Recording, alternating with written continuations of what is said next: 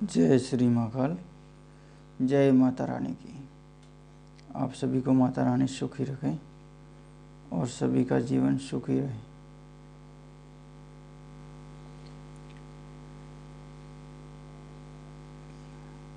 आज बात करते हैं अप्सरा साधना के बारे में। तो आपसे निवेदन करते हैं कि आप चैनल को सब्सक्राइब जरूर कीजिएगा। और अप्सरा साधना में आपको रंभा अप्सरा साधना की विधि, मंत्र और उसके कुछ नियम होते हैं, वो आपको बता रहे हैं। ये साधना कैसे करनी है इसके बारे में पहले सुन लीजिए आपको, फिर इसके अनुभव वगैरह हैं वो भी आपको बता देते हैं। पहले तो आपको कोई स्थान, अपने घर का कमरा सुगंधित बनाना है जहाँ पे फूल वगैरह रखने हैं। साफ सुथरा कमरा इस तरह ही अपने साधना के लिए बनाना है। फिर उसमें फूल, इत्र वगैरह ऐसे लगा के उस कमरे को साफ सुथरा अच्छे ढंग से रखना है।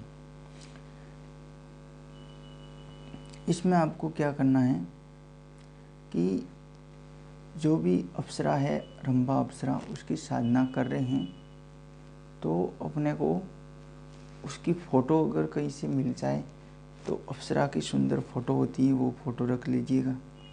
और एक कांसे की थाली मिल जाए तो अच्छी बात है, और ना मिले तो वो भी थाली लीजिएगा।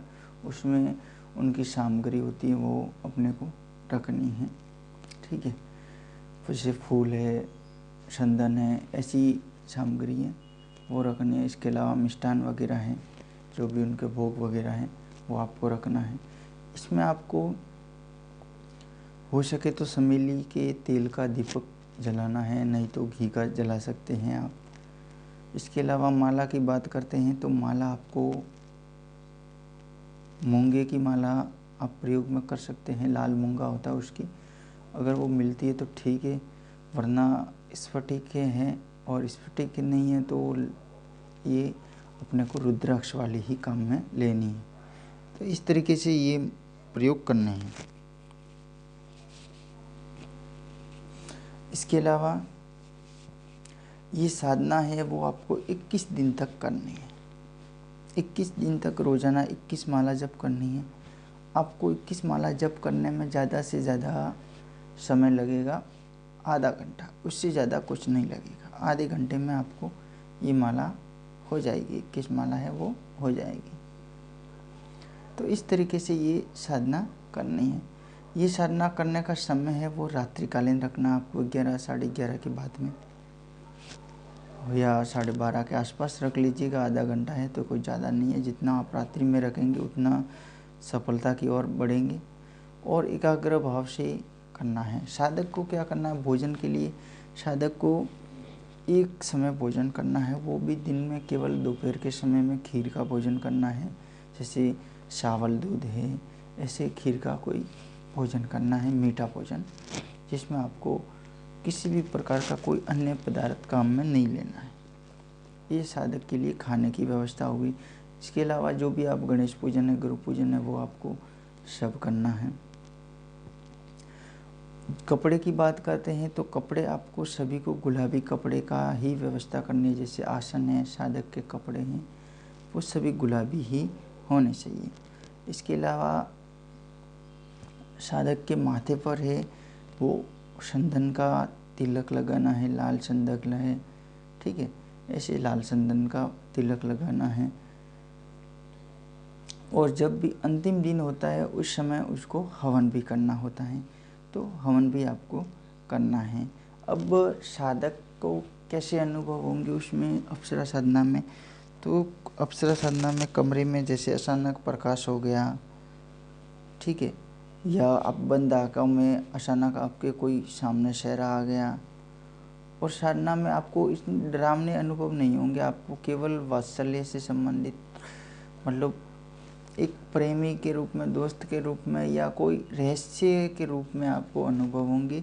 कोई डरावने अनुभव नहीं होंगे। हो सकता है कभी कभार आप 10 से 15 दिन के बीच में आपको ऐसी कोई आसपास की अदृश्य आत्माएं आपको कोई परेशान कर सकती है, लेकिन उससे थोड़ा बहुत ऐसा डरावना अनुभव होगा, ज़्यादा नहीं होगा। जो आपको केवल साधना छुड़ाने के लिए होते हैं, वो सभी को होते हैं। ठीक है। इसके अलावा आपको कभी कभी घुंघरू बजने की आवाज़ भी आ सकती है, कभी कभार किसी के हंसने की आवाज़ आ सकती है। ठीक है। और अचानक कभी कभार प्रकाश ऐसा होगा कि आपको लगेगा कि यार मुझे ही हुआ या ऐसे हकीकत हुआ है। तो ऐसे मतलब रहस्यमयी अनुभव होते हैं। इसके अलावा आपको जब भी ये साधना पूरी होगी तो पूरी होते होते ये जो भी देवी है रंभा देवी, वो आपसे बातें करनी शुरू करेगी। आपको बातें करेगी, सपना के माध्यम से किसी सुंदर कन्या के रूप में बातें करेगी, या कभी कभार आपके कमरे में आपके सामने भी आ सकती है। आप सोए हुए हो तो आपको उठा भी सकती हैं। तो ऐसे अनुभव होंगे।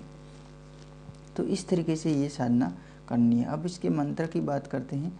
तो मंत्र आप सुन लीजिएगा। मंत्र छोटा सा है, जिसको केवल मैंने कहा कि आप 21 माला जप करते हो तो ज़्यादा से ज़्यादा आधे घंटे का यानी 30 मिनट का समय लगेगा, इससे ज़्यादा समय नहीं लगेगा। मंत्र सुन लीजिएगा। ओम शम, ये श है, शम वो कशा होता है ना, बारखड़ी का कश। तो ओम कशम म र म रंभा अप्सराय नमः। दोबारा सुनिएगा। ओम कशम म र म रंभा अप्सराय नमः। ये आप एक एक अक्षर आराम से लिखिएगा। छोटा सा मंत्र है, 3 से 4 शब्द का अगर सब जोड़ जाए, छोटे छोटे 2-2 शब्द भी जोड़े तो 3 से 4 शब्द ही होते हैं। तो आप इसको आराम से कीजिएगा और बड़ी ही विनम्रता के साथ में कीजिएगा और सात्विकता के साथ में कीजिएगा। ये कोई तामसिक साधना नहीं है, ये सात्विक साधना है और सात्विक तरीके से ही ये साधना करनी है। ये साधना करने पर आपको क्या अनुभव है तो वो भी बता दिया, आपको कैसे करनी है सब कुछ आपको बता दिया। अब आपको करना है तो अपनी मतलब एकाग्रता के साथ में करना है।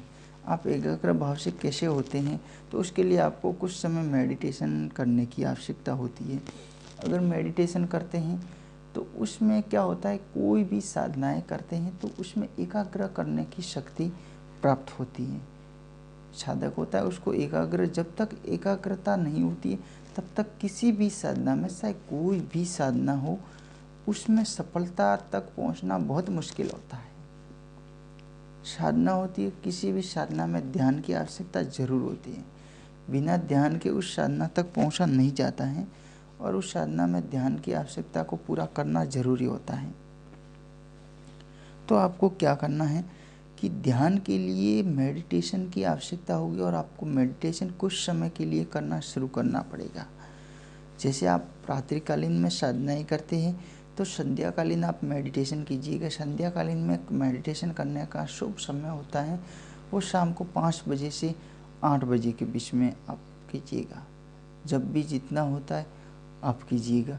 जब ये समय आपका 5-7 दिन तक होता है तो आपको ऑटोमेटिकली फिर मन करेगा कि यार मेडिटेशन करें, फिर आप किसी भी समय करेंगे तो भी आपका ध्यान लगेगा। ये होता है मेडिटेशन का पावर। तो आप ऐसे प्रयोग थोड़े थोड़े करके किसी भी साधना में सफल हो सकते हैं। ठीक है, इस वीडियो में इतना ही। जय श्री महाकाल, जय माता रानी की। आपसे निवेदन है वापस कि आप चैनल को सब्सक्राइब जरूर कीजिएगा। धन्यवाद।